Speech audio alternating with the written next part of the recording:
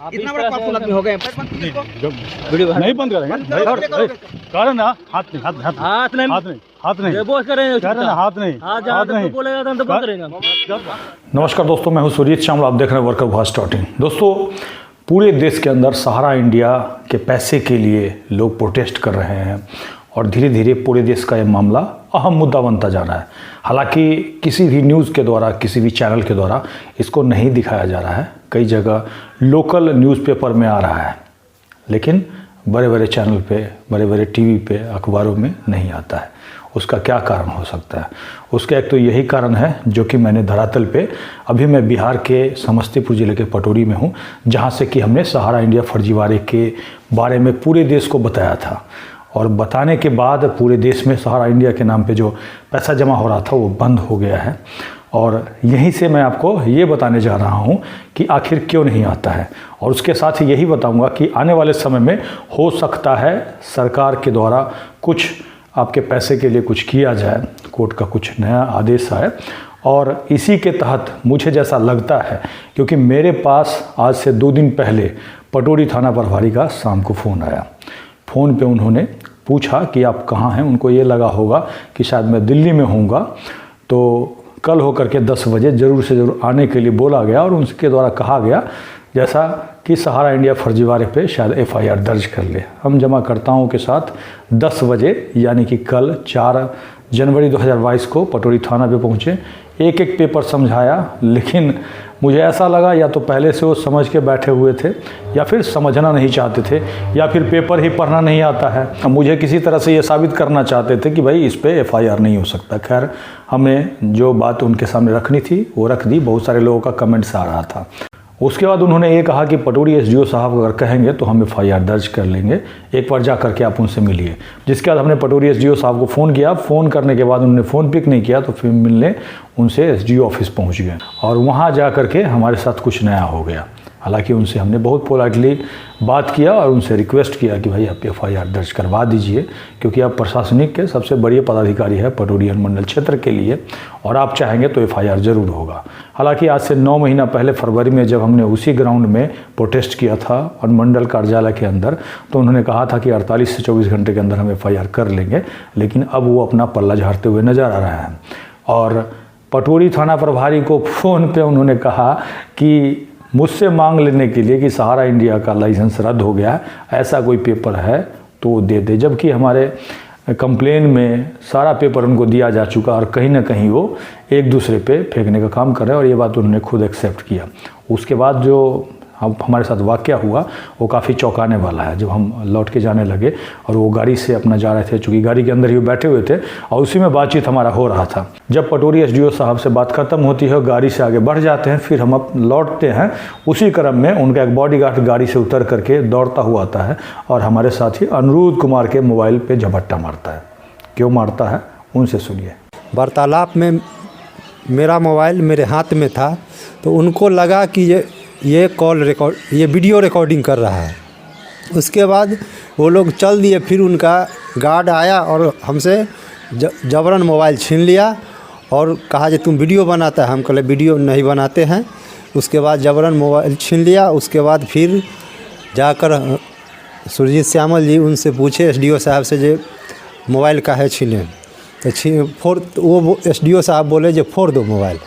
जबकि हम वीडियो नहीं बना रहे थे, हम ऐसे भी मांगते तो हम दे देते। अब इसमें आश्चर्य तो तब होता है, उनको ये डाउट होता है कि शायद वीडियो बना रहा था और इसी के लिए वो आदेश देते हैं कि इसका मोबाइल तोड़ दो। मुझे ऐसा लगता है कि कहीं ना कहीं वो गलत बोल रहे हैं। और फिर मैं अपना मोबाइल निकाल करके रिकॉर्डिंग करना शुरू करता हूँ कि आप कितना मोबाइल तोड़िएगा, हमारा भी मोबाइल तोड़िए। और ये तो गलत है, आप किसी का मोबाइल नहीं छीन सकते हैं। अब क्या SDO साहब मोबाइल छिनवाएंगे लोगों से, जनता का मोबाइल छिनवाएंगे? इस पे वो भड़क गए और अपने बॉडीगार्ड को कहते हैं कि इसको पकड़ो और मारो, और ऐसे करके वो मोबाइल छीनने के लिए हमारा झपट्टा मारता है और वो धक्का देने की कोशिश करता है। और पीछे मैं हटता हूँ और उसका मोबाइल में वीडियो रिकॉर्ड हो जाता है। उसको देखिए।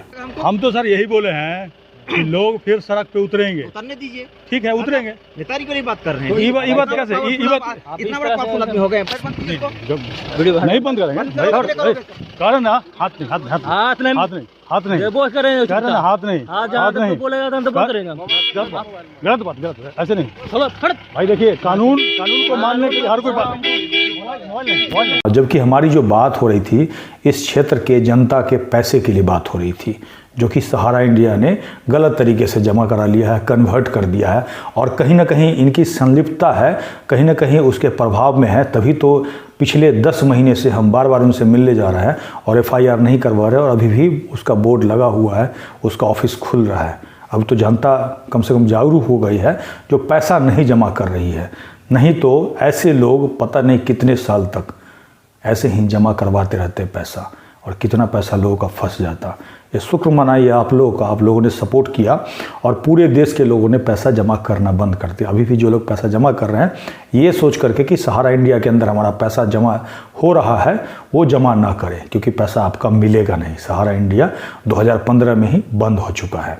तो दोस्तों मैं आपको ये वीडियो इसीलिए दिखा रहा हूँ कि देखिए किस तरह से जिसके ऊपर कार्रवाई करने के लिए उनको कुर्सी पर बिठाया हुआ है, जनता के टैक्स के पैसे से उनको सैलरी मिल रहा है, उसके ऊपर कार्रवाई करने में उनकी हालत ख़राब हो रही है और हमारे जैसा निहत्था आदमी के ऊपर अपना 4-4 बॉडीगार्ड छोड़ देते हैं।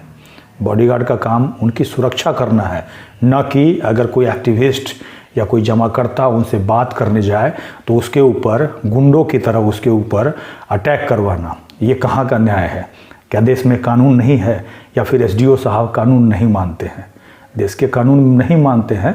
हमने उनको कहा था कि अगर आपकी बात को पटोरी थाना प्रभारी नहीं मान रहे हैं तो फिर क्यों आप कुर्सी पर बैठे हो? कुर्सी छोड़ दीजिए, किसी दूसरे आदमी को आने दीजिए, ईमानदार आदमी को, जो कम से कम जिस कुर्सी पे वो बैठेगा वो कार्रवाई करवाए, क्योंकि ये पूरा एरिया आपका है, आपको दिया हुआ है, प्रशासनिक प्रभार है आपको और आप FIR नहीं करवा रहे हैं। क्योंकि FIR जब होगा तभी एक तरह से सरकार FIR के माध्यम से ही कार्रवाई इस तरह के फर्जीवाड़े पे करा सकते हैं। उसके अलावा उनके पास कोई दूसरा ऑप्शन ही नहीं है। कार्रवाई के लिए FIR ही कर सकते हैं, जबकि वो करना ही नहीं चाहते हैं। अब उनको कौन कार्रवाई करने से रोक रहा है, एक बार आप कमेंट्स करके बताइएगा। हो सकता है पूरे देश के लोग आप देख रहे हों और इस तरह का वीडियो देख करके आप लोगों को लगा होगा कि कहीं ना कहीं ये लोग सहारा इंडिया को बचाने की कोशिश कर रहे हैं। ऐसा तो कुछ बात हम दोनों के बीच नहीं हो रहा था, जिसको लीक हो जाने से आपको डर लगा। ऐसा क्यों लगा? क्योंकि आप गलत बोल रहे थे, आप अपने काम से भाग रहे हैं, आप अपने ड्यूटी से भाग रहे हैं, जिम्मेवारी से भाग रहे हैं। इसीलिए आपको लगा कि भाई हमारा कहीं वीडियो बना लिया होगा तो कल को हमारी किरकिरी हो जाएगी, नौकरी चली जाएगी, हमारे ऊपर एक्शन हो जाएगा। जबकि वीडियो हमने बनाया नहीं था और जब बनाना था तो हमने छाती ठोक करके आपके सामने कैमरा रख दिया और कहा कि हम बनाएंगे। अगर आप मोबाइल हमारा किसी का भी तोड़ेंगे तो हम वीडियो आपका बनाएंगे, क्योंकि ये हमारा राइट्स है। आप हमारे साथ अन्याय करेंगे तो हम वीडियो बनाएंगे। इसके लिए आपको अगर हिम्मत है तो FIR कर दीजिए, आपके पास पूरा पावर है, कुछ भी कर सकते हैं आप। लेकिन हमने कुछ गलत नहीं किया है। हम संवैधानिक तरीक़ा से मांग कर रहे हैं पिछले 9-10 महीने से और हम जनता को यही मैसेज दे रहे हैं कि कानूनी तरीके से, चाहे वो सड़क पे उतरना हो या फिर कोर्ट के सामने जाना हो, यही मांग करेंगे तभी हमारा पैसा मिल पाएगा। दोस्तों इस वीडियो को अधिक से अधिक शेयर करें ताकि कम से कम इन लोगों का चेहरा पूरे देश के लोगों के पास जाए, सरकार के पास जाए, आला अधिकारी के पास जाए, कोर्ट के माननीय जस्टिस देखें और कम से कम देखें कि ऐसे लोग कैसे लोगों को प्रोवोक कर रहे हैं, ताकि लोग कुछ कानून को हाथ में ले ले, ताकि ये उनके ऊपर कार्रवाई कर सके। कितना गलत बात है। अपनी राय को नीचे कमेंट्स में लिख करके हमें ज़रूर बताएंगे।